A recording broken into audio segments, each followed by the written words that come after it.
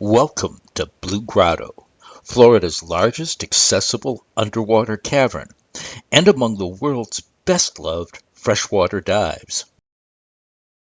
In this video, we'll cover a number of topics, including the facilities you'll find above water, the features and layout of the dive site itself, some risks and hazards you need to be aware of, and being considerate of others. Let's get started.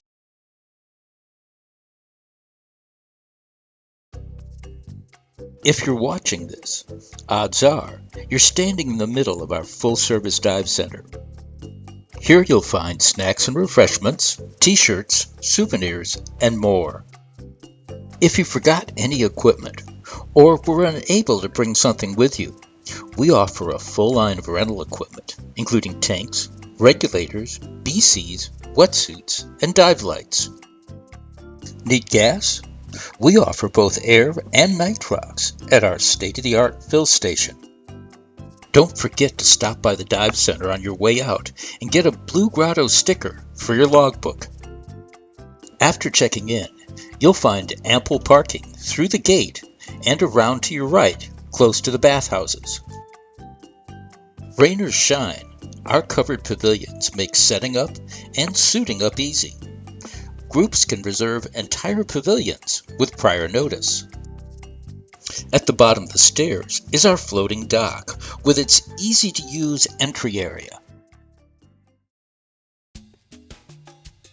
Blue Grotto is divided into three distinct areas. These are the open water basin, the upper cavern, and the lower cavern.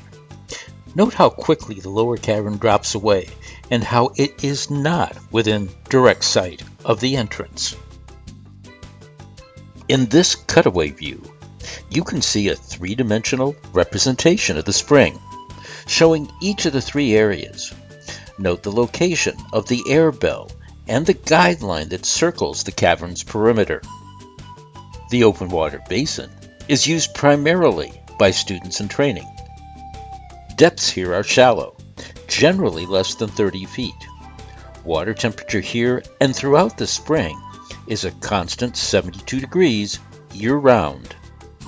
A full-length wetsuit with at least 5 millimeters in the core will keep most divers comfortable throughout a long, relaxing dive. You'll find several large training platforms in the open water basin, perfect for practicing skills with students. The upper cavern is a wide open area with a very large entrance. You can see this entrance clearly at all times. Depths in the upper cavern are generally 50 feet or less. Dive lights are not needed in the upper cavern, but add considerably to safety and enjoyment. One of Blue Grotto's most popular features is a bell on the ceiling at a depth of 30 feet. The air bell provides continuously circulated fresh air from the surface and a 360-degree viewing of the cavern. Note that the floor of the cavern is very silty and easily disturbed. You'll see more and have a better overall experience if you remain near the ceiling. This is where the most interesting formations are. If you do need to touch down momentarily to make an adjustment or fix a problem, use one of the training platforms or piece rock, a wide, flat rock in the back right corner of the upper cavern. The lower cavern is not for everyone. Before you consider going into the lower cavern, make sure you have better buoyancy control and trim than this diver, who can't seem to get past being vertical all the time. Depths in the lower cavern approach 100 feet, which requires advanced diver training or equivalent experience. Understand that you will lose sight of the entrance and ambient light when in the lower cavern. Fortunately, the large guideline provides a reliable means to return to open water in either of two directions. You can also use the guideline to pull yourself along and thus keep your fins still to avoid silting. Be aware that areas off the guideline in the lower cavern are very silty. There is no buried treasure here, so avoid these areas. Following the guideline counterclockwise will help you avoid running into other dive teams.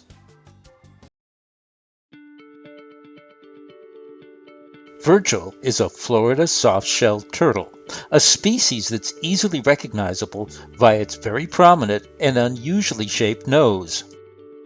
Despite appearances, Virgil is not a snapping turtle.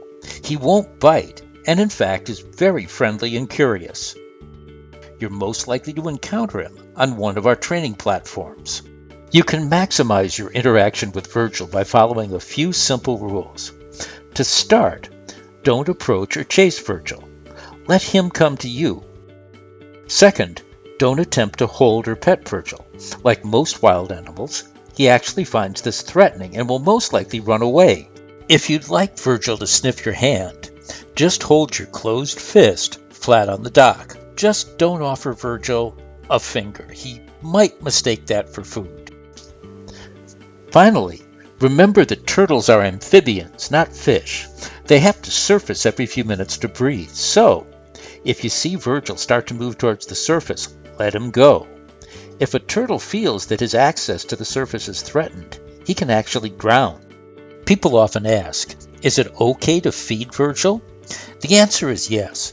Just don't feed him any human food. That could make him very, very sick. There's specially formulated turtle food available in the dive center.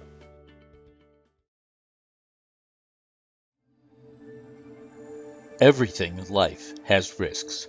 Diving has its share, as does each individual dive site. Let's go over the risks associated with a site like Blue Grotto and show you how easy it is to avoid them. We'll start with the stairs. While the stairs are very sturdy, the upper section is steep and in some places uneven in height, width, and pitch. Use the handrails when going up and down. If you are in the open water basin, be aware that it's adjacent to overhangs and the floating dock. Look up before you come up. Overhead environments carry numerous risks, chief among them the inability to make direct descents. Additional risks include loss of breathing gas and loss of visibility due to silt or light failure. To better manage these risks, watch your depth. Only the upper cavern is within the recommended depth limit for those with entry-level certification. Stay with your buddy. As you may not be able to make an emergency swimming ascent, your buddy may be your only source of emergency air. Maintain a minimum gas reserve. Always have sufficient gas to be able to solve problems, and then make a slow ascent and safety stop from your maximum depth, while donating air to an out-of-air diver. The most commonly followed rule is to begin your exit with at least 2/3 of your original gas supply remaining. Carry backup lights, especially if you plan to go beyond sight of the entrance. Stay connected. Keep one hand on the guideline whenever you cannot see the entrance clearly. Breathe continuously. Remember, the air belt contains compressed air. Breathe continuously after you leave the air belt. Stay out of small openings. They don't lead to additional rooms or caves. Swim only through openings that have guidelines and through which you and a buddy can easily pass side by side.